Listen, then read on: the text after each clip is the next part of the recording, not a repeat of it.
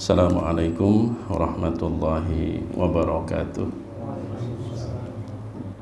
Bismillahirrahmanirrahim. Alhamdulillah wa bihi nasta'in. Wassalatu wassalamu ala Rasulillah wa ala alihi wa ashabihi wa mawalah. Jamaah salat subuh, matta'anallahu wa iyyakum bisihhati wal afiyah. Bersyukur kita kepada Allah dengan mengucap alhamdulillah. Semoga kebaikan yang Allah mudahkan, mendapatkan limpahan keberkahan dari Allah Subhanahu wa taala lebih besar dan lebih banyak. Salawat dan salam semoga selalu Allah limpahkan kepada Nabi besar, Nabi mulia, Nabi Muhammad sallallahu alaihi wasallam, juga kepada keluarga, sahabat dan pengikut beliau ila akhir zaman. Usi nafsi wa iyyakum bitaqwallah. Ikhwan dan akhwat fillah yang Allah muliakan, di dalam surah Al-Fatihah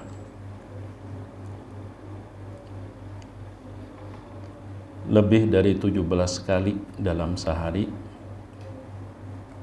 yang pastinya dulu 17, kita memohon kepada Allah, a'udzubillahi minasyaitonir rajim, ihdinas siratal mustaqim. Ya Allah, berikanlah petunjuk atau tunjukilah kami akan jalanmu yang lurus. Betapa hidup ini akal yang Allah berikan itu tidak cukup, karena banyak hal yang tidak kita ketahui karena itu belum terjadi, dan juga banyak hal yang tidak kita ketahui karena berkenaan dengan masalah yang gaib atau tidak kasat mata. Ditambah peran nafsu yang merupakan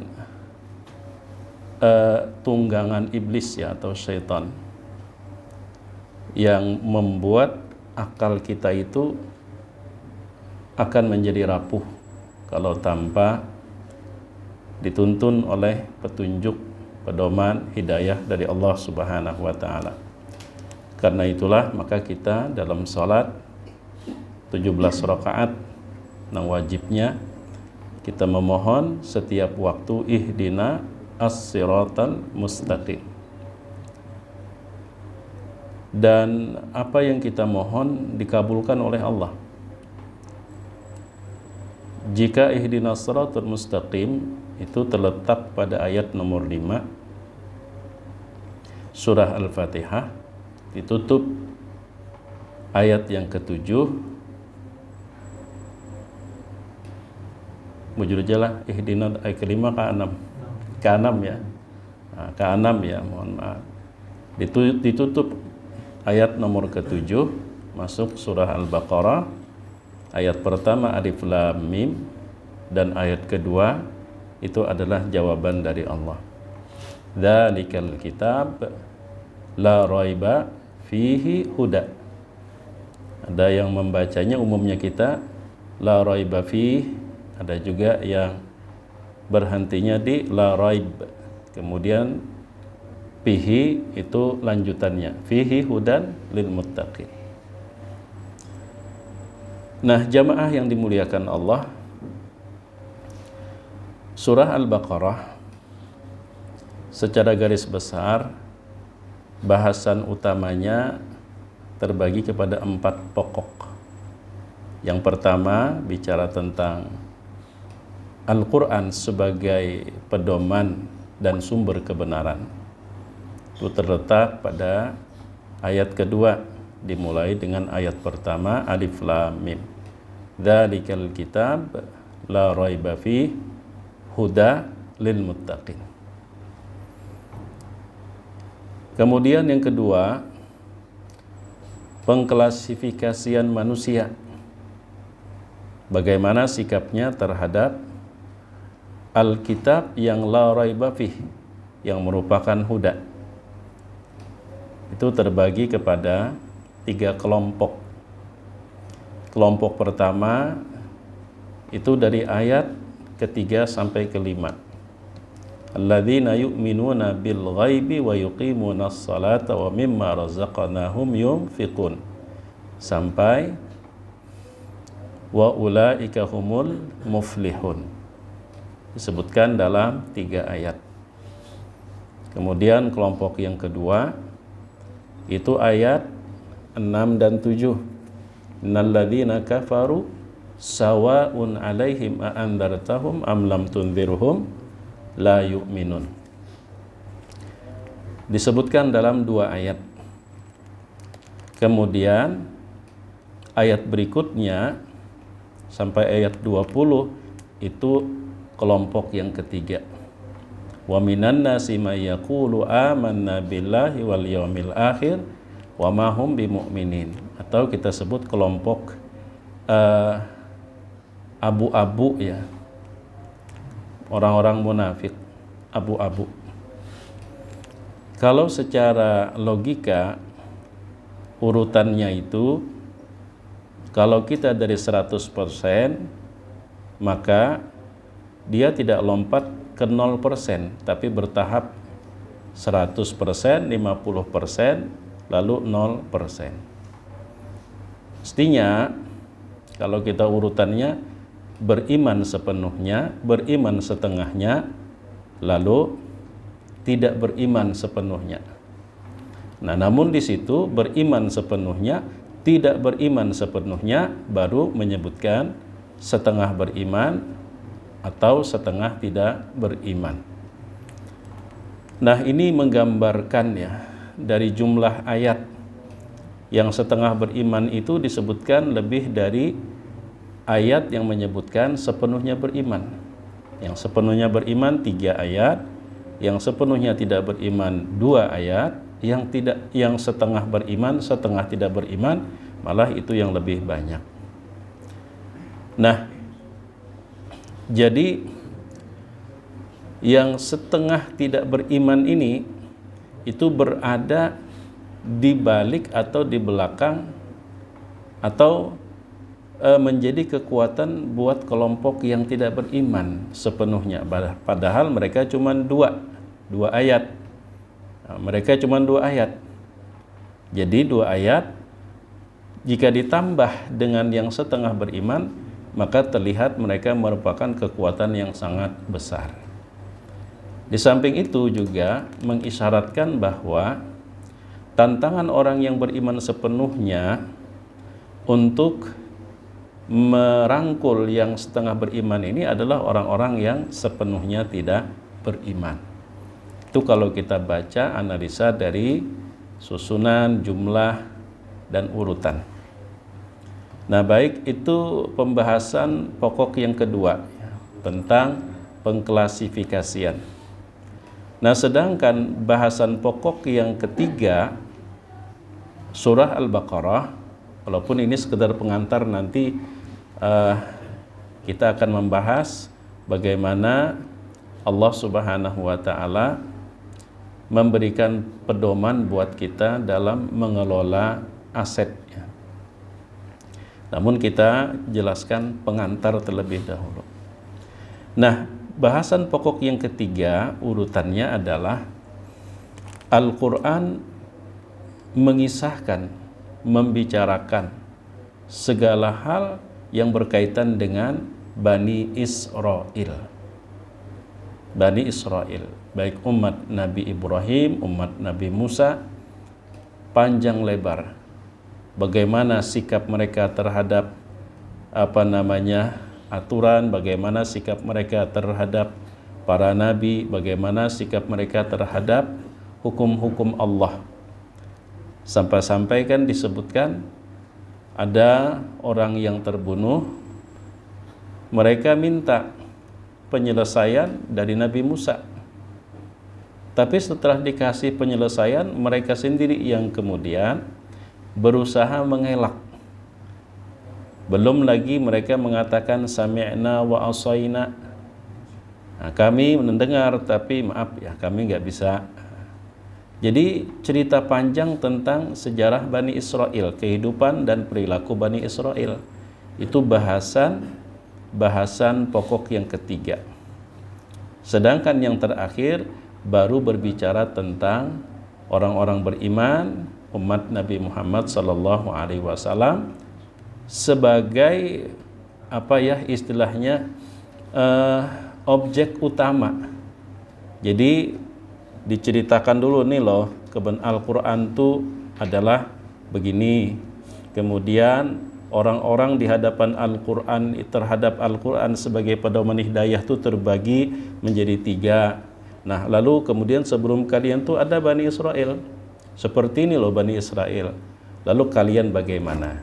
Nah kalian inilah aturan-aturan, pola dan tuntunan hidup buat kalian sampai akhir surah. Nah, jadi ketika kita memahami polanya, kemudian juga bahasan-bahasan pokok pada saat kita membaca surah Al-Baqarah, setidaknya kita ibarat orang di perjalanan itu tahu melalui Google Map posisi kita di mana. Jadi posisi kita itu di mana? Oh, ini bicara tentang bagian kecil dari kisah panjang Bani Israel. Oh, ini sudah bicara tentang ini loh aturan buat kita yang harus kita ikuti. Nah, jadi setidaknya saat membaca surah Al-Baqarah kita bisa memastikan posisi yang kita baca itu tentang apa dari 4 bahasan pokok tersebut. Nah, jika ingin lebih dalam lagi tentang pemetaan tersebut, nah bisa dipelajari di dalam sebuah buku yang disusun atau ditulis oleh Syekh Abdullah Shahatah. Namanya Ahdafu Kulli Surah wa Maqasiduha. Ahdaf Kulli Suratin wa Maqasiduha. Baik jamaah yang dimuliakan Allah Subhanahu wa taala, dengan harapan ya, jadi setiap kita baca ayat-ayat di dalam Al-Quran, dalam hal ini kita surah Al-Baqarah, walaupun dari ayat yang kita baca dengan alur kisah atau makna yang kita pahami terputus oleh kisah-kisah yang lain, itu tidak membuat kita kehilangan benang merahnya dengan ayat-ayat berikutnya. Karena di dalam penulisan buku ini, terlepas kita bicara tentang Al-Quran ya, ada yang disebut dengan jumlah istitradiyah. Artinya dia bicara tentang umpama ekonomi. Belum tuntas tiba-tiba kok berbelok ke masalah lain. Ketika sudah berbelok ke masalah lain, nanti dia akan kembali lagi membicarakan masalah ekonomi.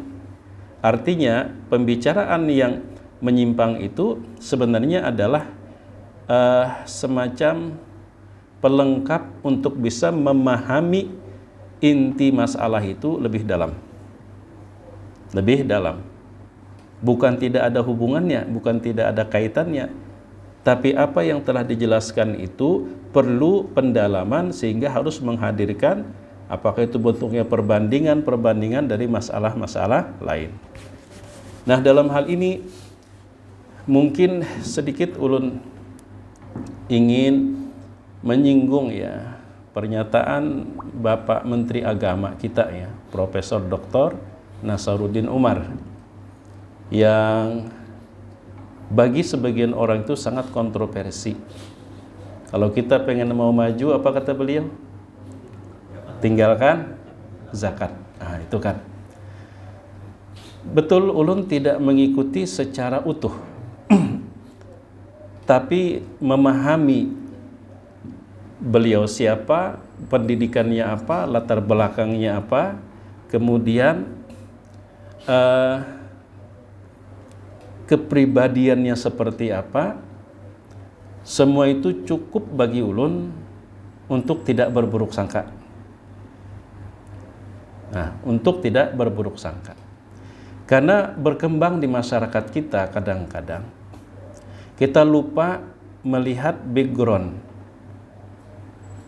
orang yang kita komentari, sehingga seakan-akan tidak beda dengan kita, baik pengetahuannya, baik pengalamannya, baik persoalan yang dia hadapi, seakan-akan sesederhana apa yang saat ini kita hadapi. Itulah yang menyebabkan kadang-kadang itu muncul sebuah statement ya, ketika ada seorang ulama yang sudah mu'tabar, umpama ulama yang sudah diakui, punya pandangan-pandangan yang secara zahir kita orang awam menemukan perbedaan dengan sebuah nas hadis. Begitu mudahnya kemudian membangun narasi ikut sunnah atau ikut ulama, seakan-akan ulama itu dengan sengaja menabrak sunnah, seakan-akan bukan karena pengetahuan kita, tapi karena ketergesa-gesaan kita sebenarnya. Seakan-akan kita bikin ulama itu dengan sengaja ngajak kita untuk menabrak hadis atau sunnah. Pada pertemuan sebelumnya, sebelum Ramadan, kalau tidak salah, pernah ulun sampaikan beberapa fatwa sahabat ya, seperti Abdullah bin Abbas, kalau tidak salah, kalau tidak di sini di tempat lain. Abdullah bin Abbas, beliau seorang mufassir di kalangan sahabat, bahkan juga termasuk kategori faqih ahli hukum di generasi sahabat yang didoakan oleh Rasul pada saat masih kecil, Allahumma faqihu fiddin wa alimhu ta'wil. Ketika beliau ditanya oleh seseorang, hal lil qatili taubah, hal lil qatili taubah, apakah orang membunuh itu masih ada kesempatan untuk bertaubat? Atau dengan kata lain, dosa membunuh itu masih bisa diampuni lah, bahasa kitanya kan gitu. Kalau kita menjawab, kalau kita yang ditanya, ulun yakin kita akan menjawab sesuai dengan yang kita ketahui. Itu udah pasti, kita mungkin menjawab berdasarkan kita tahu. Dalam Al-Quran Allah berfirman, innallaha la yaghfiru ayyushraka bihi wa yaghfiru ma duna dzalika liman yasha. Allah tidak mengampuni dosa syirik, tapi selain daripada syirik, bagi orang yang Allah kehendaki, Allah ampuni. Ditambah lagi dengan hadis seseorang yang telah menghabisi 99 nyawa, ingin bertaubat, bertanya kepada rahib. Kata rahib, sudah teramat besar dosamu, tidak ada ampunan. Dibunuhnya lah rahib itu, genap jadi 100. Yang pada akhir dari riwayat tersebut diampuni juga. Nah, saat Abdullah bin Abbas radhiyallahu anhuma ditanya oleh seseorang, hal lil qatili taubah, orang yang membunuh itu adalah peluang taubat lagi. Apa yang dilakukan oleh Abdullah bin Abbas? Sa'ada alaihi nadar, ditatapnya tajam orang tersebut, diitihi dari ujung rambut sampai ujung batis. Setelah itu lalu berkata, la taubata lil qatil, pembunuh tidak ada taubat dan dosanya tidak diampuni. Nah, ini kalau orang ngebayangin Sayyiduna Abdullah bin Abbas itu seperti kita orang awam, kita akan apa ya istilahnya itu berapi-api. Itu syubhat, menyalahi Al-Quran, menyalahi sunnah. Jadi sahabat syubhat ngarannya. Ini kan ada Ustadz syubhat, dia jualah jadi sahabat syubhat. Mungkin kita akan menilai bila terburu-buru demikian, karena jelas ayatnya ada, hadisnya ada. tak terbantahkan. Tapi kenapa kok menjawab menyalahi Al-Quran dan menyalahi hadis? Kalau kita memandang beliau itu tidak beda dengan kita sebagai orang awam yang pengetahuannya begitu sangat terbatas. Tapi ketika kita melihat siapa beliau, tidak sekedar sahabat biasa, tapi termasuk ahli tafsir, ahli hukum di level sahabat Nabi. Nah, untungnya saat itu ada yang bertabayun. Nah, di sinilah juga kadang-kadang tabayun itu kewajiban yang mendapatkan berita, bukan tugas yang diberitakan. Nah, sementara kan kita kadang-kadang yang diberitakan merasa tidak terima, lalu sibuk klarifikasi. Mestinya yang menerima berita itu. Soal yang diberitakan enjoy aja. Kalau orang tetap dia dengan fitnahnya, orang ngasih pahala kok. Enjoy aja. Apa yang ditakutin? Selain daripada Allah kan kita tidak boleh kita takutin. Toh ibaratnya dicampakkan oleh manusia tidak ada masalah. Sejauh kita tidak dijauhi oleh Allah Subhanahu wa ta'ala. Orang beriman kan tidak ada yang dia takuti. Toh hidup mati bukan di tangan manusia. Nah, sehingga ada yang bertabayun. Ibaratnya tuh kok bisa jawabannya berbeda dengan Al-Quran, berbeda dengan sunnah Nabi. Apa kata beliau? Saat orang itu bertanya, aku ingin menjawab, ada ampunan dan taubat. Tapi setelah aku perhatikan betul-betul, ternyata aku melihat dan merasakan aura marah sedang memuncak. Dia marah dengan seseorang dan dia akan membunuh orang tersebut, tapi belum dia lakukan. Kalau aku jawab ada taubatnya, kalau aku jawab ada ampunannya, labaran pematian orang turun pada di sini membunuh orangnya. Membunuh orang. Nah, karena itulah aku menjawab demikian. Sehingga dalam hal kita berfatwa, itu beda antara masalah yang belum terjadi dengan masalah yang sudah terjadi. Kalau belum terjadi itu kan yang kita utamakan pencegahan. Tapi kalau sudah terjadi, yang kita utamakan solusi, bukan nambah masalah. Solusi. Dan itu juga ditunjukkan oleh Rasul ketika ada seorang Arab Badui buang air kecil di masjid.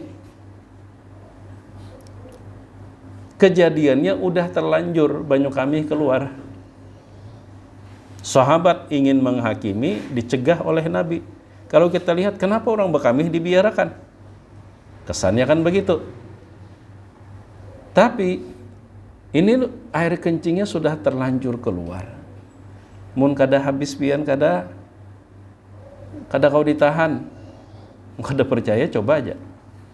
Tak keluar itu sudah bakami tahani rasa pecah ari-ari itu. Kada kau tuh paman belum habis jatahnya keluar. Nah, seandainya itu belum terjadi, Rasul SAW pastilah beliau melarang dengan tegas. Ini udah terlanjur. Maka ketika udah terjadi, yang harus dipikirkan solusi. Ini kalau dibiarkan sahabat menghakimi, pasti dia lari, kececer ke sana kemari, nambah masalah. Maka jangan Nabi da'uh, utrukuh, tinggalkan dia, biarkan. Apa Nabi membenarkan orang ngencengi masjid? Enggak. Tapi ini sudah terjadi, dan kalau umpama diambil tindakan saat itu malah nambah masalah. Nah, malah nambah masalah. Nah, disitulah kenapa Nabi mengatakan wa may yuridillahu bihi khairan yufaqihu fid din. Barang siapa yang Allah kehendaki kebaikan padanya, Allah fakihkan dia tentang perkara agama. Allah jadikan dia faham dan mengerti bagaimana penerapannya antara teori dengan praktek di lapangannya seperti apa.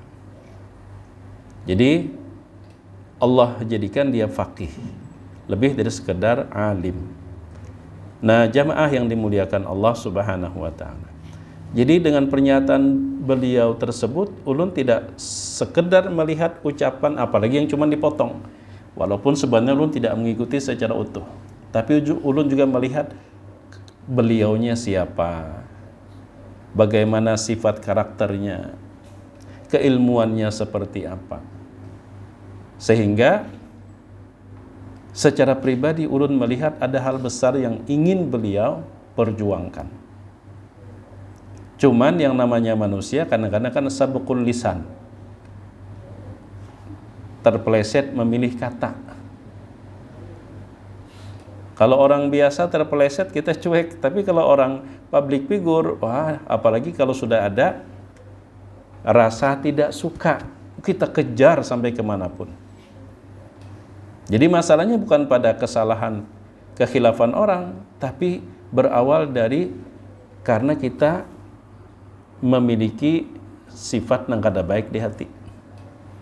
Kita kalau sudah kada suka, apalagi ujung-ujungnya dikait-kaitkan dengan apa ya, istilah pemerintahan, memilih ini, memilih itu, ini akibat. Lalu kadang-kadang kita timpakan kepada kesalahan-kesalahan, dosa-dosa masa lalu, yang sebenarnya tidak seharusnya. Nah makanya kan dalam beberapa materi sebelumnya pernah juga ulun sampaikan bahwa Allah memperlihatkan atau menjadikan kita bertemu, berjumpa dengan satu kehilafan. Itu adalah bagian daripada ujian. Bagaimana kita mensikapinya? Kalaupun toh kesilapan atau kekhilafan yang tidak disengaja itu murni itu kesalahan, itu juga ujian. Ujian, apakah kesalahan itu akan menularkan kesalahan ke kita, atau dengan kesalahan itu terbukti kita memiliki iman, kekebalan, sehingga kita tidak tertular. Tidak tertular. Itu salah satu ujiannya. Nah, tidak sedikit orang ketika menemukan satu kesalahan dan murni itu salah, tidak sedikit malah dia tertular dengan kesalahan itu. Atau dia tertular melakukan kesalahan juga. Nah, kayak tadi umpama, sekiranya itu murni kesalahan, yang memotong, yang memframing, kemudian yang menjatuhkan, apa itu tidak salah? Itu perbuatan salah juga. Termasuk ada kalau biasanya itu kan copet umpama, atau pelaku usaha kecil mencampur bahan olahannya itu dengan yang tidak halal, terbukti terciduk, lalu kita kamera, kita viralkan, perbuatan kita tuh benar apa salah? Salah. Itu bukan menyelesaikan masalah, itu nimbulin masalah baru. Bahkan kesalahannya bisa lebih besar. Makanya ada salah satu sahabat mengelola masjid, ketemu dengan ulun di kantor Kementerian Agama. Ustadz, jar ulun hendak betakun. Padahal ustadz juga sesama ustadz. Ulun hendak betakun. Napa? Ulun ini bingung. Di masjid ulun tuh cak bener bihilangan. Diperiksa kesini-kesininya terbukti sekalinya. Tadinya di mana kotak impak tuh hilang, di situ CCTV-nya model rusak. Pas rupanya kada temati CCTV si pelaku nih, ternyata security-nya seorang. Nah menggasak tadi kotak infak, maka banyak duitnya. Ibaratnya itu kan sudah dihitung nih, dari habis diambil, ditaruh lagi, berjalan satu pekan, udah kau ditaksir. Sebagaimana pengalaman biasa sebelumnya kan kisaran sekian ratus ribu. Setelah dibuka, duitnya hendak habis. Nah rupanya Allah hendak memperlihatkan. Rupanya kadingat memati CCTV, hendak beraksi, ada satu yang masih aktif. Masariknya ulun Ustaz. Kita sudah lapah-lapah ibarat itu kan, mengumpulkan dana melalui kotak infak. Itu pun kadang menutupi, ternyata yang menikmatinya orang dalam juga, pagar makan tanaman lah, hitungannya kan seperti itu. Masalahnya ulun nih, hendak ulun laporkan ke polisi aja sudah. Kayak apa Ustad? Jadi ulun kadusah gen ke polisi. Kenapa? Jurang mun pian langsung ke polisi. Nang umpat merasakan dampaknya anak bininya. Anak bininya kada melakukan. Anak bininya kasihan jurang. Nah, mbah nang kayak apa? Julun pian rapat, undang baik-baik. Berikan teguran SP1K dulu. Dengan modal bukti tadilah, modal bukti SP1K dulu.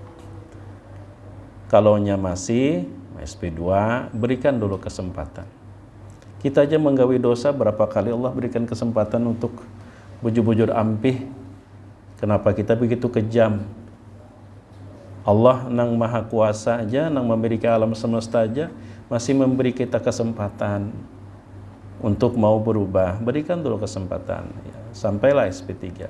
Kalau ternyata jadi orang, kalau ternyata kada perubahan juga, nah, pian rapat, jangan pian sorongan nang memutusakan. Didatanginya pian ke rumah, anak bini pian kada kuguring kena. Anak bini pian kada kuguring, datanginya ke rumah. Itu nang jadi masalah. Anak bini pian pulang kena. Ipang maka orang apa nang kayak preman tuh ya. Nah, jurang pian kebuliangan anak bini pian di terornya ke rumah. Nah, jadi kumpulkan hasil rapat itu, hasil semua. Jangan menonjolkan pian sebagai ketua. Hasil semua dan bukan memberhentikan, menonaktif, suruh inya mengundurkan diri. Jadi masih ada juga ibaratnya tuh diberhentikan dengan hormat tadilah. Soal kesalahannya kada usah dipublikasikan. Malah kita memandiri kesalahan orang, tutupi. Cukup baginya menerima sanksi, sudah seperti itu. Karena manfaatnya kita memandirakan, menyebarluaskan kelakuannya itu apa? Kada ada manfaatnya selain kita menebarluaskan aib orang. Kita sudah berusaha membina, nah, ternyata sudah diberikan kesempatan, kada ada perubahan juga. Jangan langsung pian laporkan ke polisi. Anak bininya diganang. Nah, jadi kadang-kadang kita itu ketika menghadapi satu kasus, kita malah melakukan hal yang salah. Lakukan hal yang salah. Apakah kesalahannya tadi dalam bentuk sikap kita yang juga sama-sama salah, atau kesalahan yang sama? Kayak di lampu merahnya nyata-nyata sudah saja. Bertulisan belok kiri ikuti isyarat lampu. Tadinya kita bertahan karena kita hendak belok kiri, membaca jelas. Bertahan, tiba-tiba nyelonong deh kita langsung belok kiri. Umpat kita, tertular ngarannya kada ada memiliki kekebalan kita. Yang salah tetap salah walaupun dilakukan oleh seluruh makhluk di dunia, bukan berarti dijadikan pembenaran untuk kita mengikuti hal yang salah. Bertahanlah di atas kebenaran sekalipun kita hanya seorang diri. Jadi Allah nguji punya kekebalan kada mental kita ini. Nangarancak tuh buang sampah panglah. Apa nang mendorong kita membuang sampah satu tempat? Karena sudah ada nang memulai.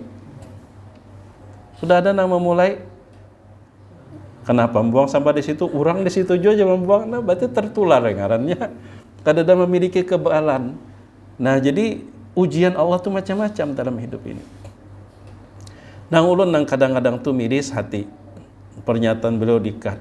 Malah kadang-kadang nang mengomentari ini nah. Nang memframing ini nah seakan-akan jauh lebih alim dari beliau. Nah, jadi jamaah yang dimuliakan Allah Subhanahu wa taala. Nah, di dalam surah Al-Baqarah kita bicara tentang infak ya. Memang kata beliau kan tidak populer dalam Al-Qur'an itu zakat. Di zaman Nabi pun tidak populer itu zakat.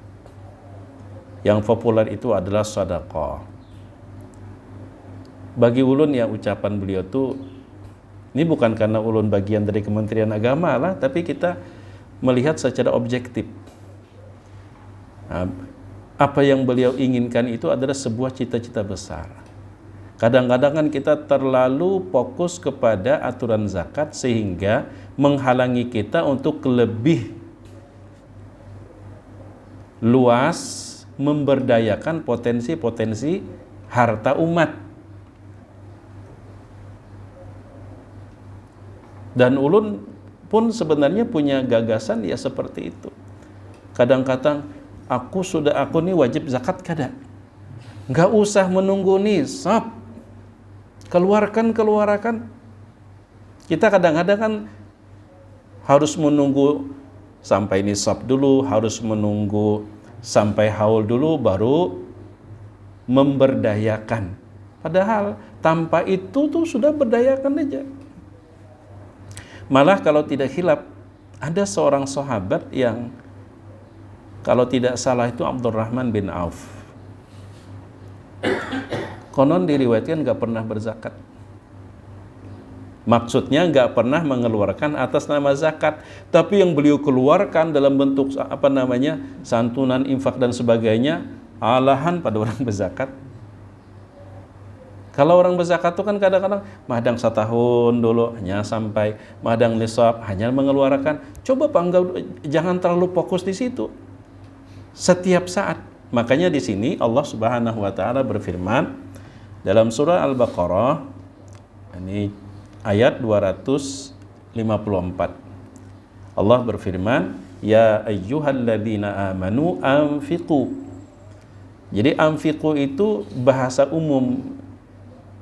Itu mencakup segala hal pengelolaan, pemberdayaan, zakat, infak, muamalah, jual beli, utang piutang, bahkan memberikan biaya hidup wajib terhadap keluarga, semuanya masuk.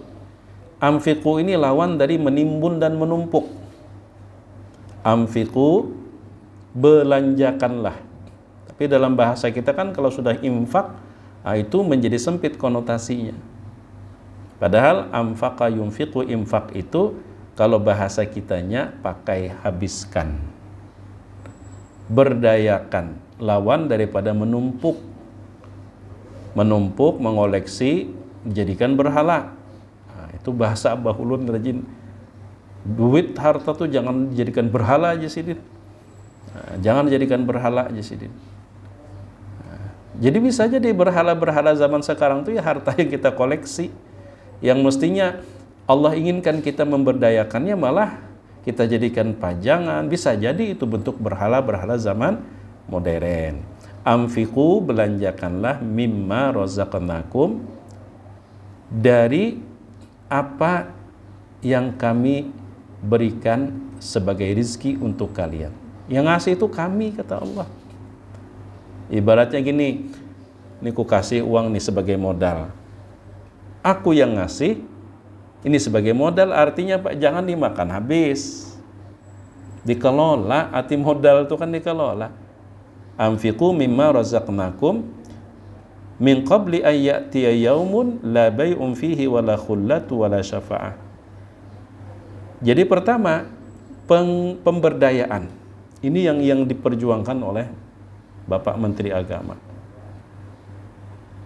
Kita ini punya aturan, punya sistem dalam Islam ini yang kalau kita fahami secara seimbang, sesuai dengan porsinya, tanpa ada berat sebelah, artinya sesuai dengan porsinya, umat Islam ini banyak punya pundi-pundi potensi kalau diberdayakan. Ya diantaranya karena masyarakat kita ini terlalu hanya fokus kepada aturan zakat, bilanya belum sampai haul, belum sampai nisab, lalu kada kepikiran untuk memberdayakan. Itu yang beliau tinggalkan. Artinya jangan terlalu fokus di situ. Banyak potensi-potensi lain yang juga harus mendapatkan perhatian. Jangan hanya tersedot masalah itu. Anfiqu, berdayakan, belanjakan, gunakan, artinya lawan daripada tumpuk dan simpan atau koreksi. Mimma razaqnakum, Nang disuruh itu kami nang membari. Nang kayak pian je umpama memodali orang, menunjuki orang duit, maksud pian dan ini modal lah. Sekalinya dimakannya habis. Nah itu biasanya bantuan-bantuan sosial tak? Bantuan pupuk sampai ke rumah pupukan jualnya gasan makan, akhirnya kada berkelanjutan kan, kada berkelanjutan. Padahal itu bagaimana bisa bertahan untuk berlanjut. Nah, jadi mimma razaqnakum min qabli ayyatiya yaum, sebelum tiba hari, la bai'un fihi wala khullat wala syafa'ah, di mana sudah tidak ada lagi gunanya jual beli dan juga tidak ada lagi istilah pertemanan dan juga tidak ada lagi tolong menolong. Kalau kita melihat membacanya secara harfiah, ini berkaitan dengan kalau sudah paling cepatnya adalah mati, kada berguna lagi, atau ini sudah hari kiamat, kada berguna lagi. Masing-masing akan memperjuangkan diri sendiri. Tidak ada istilah teman. Jangankan teman, anak lawan kuitan jakan yauma yafirul mar'u min akhihi wa ummihi wa abih. Masing-masing likulli imri'in minhum sya'nun ya likulli min sya'nun yughni. Masing-masing itu sibuk menyelamatkan diri. Tapi di sini mengandung isyarat bahwa timing, memperhatikan waktu untuk memberdayakan itu penting. Maka jangan hanya terikat harus setahun dulu. Walaupun belum sampai setahun, kalau memang keadaannya perlu modal, perlu pembiayaan, perlu pendanaan, keluarkan. Jangan menunggu setahun kan, ibaratnya sambat mati kelaparan orang. Itu dari istilahnya tuh pihak penerima manfaat. Nah, bahkan timing dari pihak yang memberdayakan itu Nabi mengisyaratkan. Ditanya oleh sahabat, "Ayyu sadaqati a'zamu ajra ya Rasulullah?" Sedekah yang pahalanya paling ganal tuh seperti apa ya Rasul? Ya Nabi, antas sadaqah wa anta sahih, yaitu kamu berbagi pada saat masih sehat. Jangan mahadang 2 kali cuci darah dalam seminggu dulu, hanya menghamburkan harta. Pada saat kamu sehat. Syahih pada saat kamu pelit. Takhsal faqra pada saat kamu takut miskin. Wa ta'mulul ghina pada saat kamu ingin berharap bertambah harta. Disitulah waktu yang menjadikan nilai sedekahmu itu lebih besar. Wala tumhil, jangan ditunda. Nah, kata jangan ditunda itu kan maksudnya sebaliknya disegerakan, bahkan sebelum waktunya tiba, tapi keadaan memerlukan, segerakan. Hatta idza barakatil hulqum, jangan sampainya Nabi hinak sudah dibantu lawan alat sudah hanya ini untuk si anu, untuk ini, itu sudah betul nilainya ada tetap, tapi tidak seperti pada saat kita bijak dalam menentukan timing. Karena sudah saat itunya sudah berpikir diberikan kemungkinan besar kada kojo lagi menikmati daripada aku kada menikmati lalu jinya beku kubariakan. Nah ya itu sudah 2 kali seminggu cuci darah umpama. Jadi tentang timing juga perlu sekali. Anfiqu mimma razaqnakum min qabli an ya'tiya yaumul la bai'un fihi wala khullat wala syafa'ah wal kafiruna humudz zalimun. Ini sebenarnya bukan kafir tidak beriman, kafir secara bahasa, jahid, menolak, tidak mau mengikuti aturan ini. Artinya dia malah menumpuk, disuruh memberdayakan malah dia endapkan. Satu, kebalikan dari aturan ini kan artinya dia menolak. Yang kedua, dia memberdayakan juga, tapi di injury time, pada saat-saat yang sebenarnya memberi makan kepada orang yang sudah kekanyangan. Apa artinya? Secara time ya, orang kada perlu lagi memberi. Kita pada saat kita lapar, sepotong rotinya dikasih orang luar biasa. Tapi pada saat kita kekenyangan luar biasa, meriga aja keluar sudah anunya, masak habangnya sudah sampai di sini sudah, nah dikasih orang makanan nikmat, padahal tadi kita sudah sempat kelaparan, hati kita pasti bergerunum, sayupnya memberi unda sudah kekenyang. Padahal enak tuh yang dikasih. Nah jadi wal kafirun, orang yang jahid, ingkar, berarti kebalikan yang disebutkan. Apakah tadi disuruh dia membelanjakan, memberdayakan, malah diendapkan. Kemudian tentang timing, mestinya lakukan saat-saat masih berguna, apalagi diperlukan. Ternyata dia melakukannya pada saat sudah tidak berguna lagi, atau pada saat sudah tidak diperlukan lagi. Maka mereka lah humul zalimun. Mereka adalah orang-orang zalim. Setidaknya zalim tidak bijak dalam menempatkan waktu dan tindakan. Zalim itu kan wad'u syai' fi ghairi mahalli. Oh, sadang sudahlah. Jam 6.37, buka puasa jam 6 berapa kita? Jam 2? 4? 42. Setengah lagi buka puasa. 3 menit lagi. Sore banglah ada apa ini? Wal kafiruna humudz zalimun, dan orang-orang yang tidak mau ngikutin apa yang disebutkan dalam ayat ini, mereka adalah orang yang zalim. Zalim itu kan lawan daripada adil. Zalim itu definisinya wad'u syai'i fi ghairi mahalli, meletakkan sesuatu bukan pada tempatnya. Disuruh memberdayakan malah diendapkan. Disuruh memberdayakannya pada saat-saat yang tepat malah tidak memperdulikan. Mereka adalah orang zalim. Nah, kalau kezalimannya itu memakan korban, korban pertamanya dari mereka sendiri sebelum memakan korban lain. Korban pertamanya dari mereka sendiri. Nah, baik. Lalu ayat berikutnya kan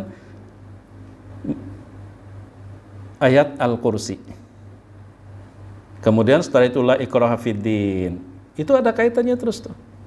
La ikraha fiddin, tidak ada paksaan kok. Ini membutuhkan kesadaran. Nah, kemudian ayat berikutnya walaupun secara secara langsung sepertinya tidak ada kaitan, sebenarnya itu pendukung pelengkap agar lebih berasa apa yang Allah sebutkan. Nah, sampai kepada